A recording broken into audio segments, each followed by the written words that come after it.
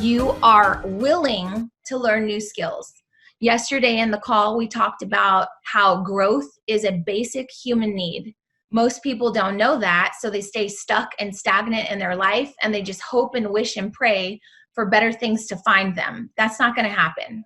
So how you get new opportunities, how you expand your resources, how you expand your network is you get out there, you learn new skills, you do things outside of your comfort zone. So if you're willing to learn new skills, if you're willing to be resourceful, if you're willing to leverage, write down this word, leverage. I've got to leverage my resources, leverage my network, leverage my contacts, leverage the things I have at my fingertips, at my disposal, the internet. I need to leverage people that I know that have done this before. Leverage equals resourcefulness. And so often I see people struggling in their business because they think that they're lacking resources, but really you're just lacking resourcefulness. And that comes from you. You don't need anything to be resourceful.